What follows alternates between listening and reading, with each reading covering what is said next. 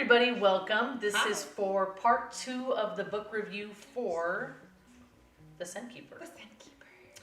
So if you saw my last video, I gave a really quick synopsis of what happened in the first half of the book. Talked about how Emmeline was coming off of the island and she was really learning how to adjust to a world with people, number one, and different situations that she has not been used to and never had to deal with before. Right. So from that part, without giving too much away, basically she sets off onto a journey to discover who she is, Yes, she does. where she comes from, and really kind of follow her heart in more ways than one. Yeah. So what did you think about that part of the book? So, we are in the second half, the beginning of this. It was a really interesting, I guess you could say, part of the book. It had a lot going on. I really liked what went on with the main characters, the ups and downs, the challenges. There's a pretty major, climax situation in there that like kind of hits you, and then things change from that point forward, and she has to move on. And Yeah. I'm saying absolutely nothing, but it was a warmer part, even though some shit goes down. Yeah.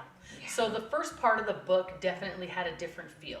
Yeah. It felt warm. It felt colorful. It felt very scented, which this author does an amazing job, like I talked about before, with just imagery and having you feel that you are smelling what she's describing. Yeah. The second part of the book, when she kind of goes off and she starts to find a lot of things out, feels very gray. And it does have a colder feeling, which was a little bit of off-putting for me because I was so used to the vibe that I got in the beginning. But we do understand why the author wrote it that way, because it does give you a different description of these two different times in her life, and you have to feel that to kind of understand. But the nice thing is it does end in a way to where you feel like you can kind of write your own ending for Emmeline and kind of place her where it makes you happy, without it leaving too many questions. No. You don't have a lot of questions that you feel you need answered. I don't think it's an ending where you feel like you need a sequel to keep going. Although if one came out, I wouldn't mind picking it up. I would definitely read it if there was a sequel, but I don't think that it was a necessary thing. I think that she pretty much answered all the questions that you have throughout your reading, and then also the questions that Emmeline has throughout her life. And she gets all of them answered. Yeah. And, sometimes they're not the answers that she wants, which is real life. Yep. And I do agree about it being a different feel first half to second half of the book. So the first half, I feel like there was just so much going on, and that really you could put yourself into those situations. And then the second half, it was, like you said, she changed it up and made it colder. And it was almost like our main character was getting further away from herself, which is why you also could no longer be a part of her story. Yeah. Because she wasn't even feeling like she was kind of part of her story at that point. So. Absolutely.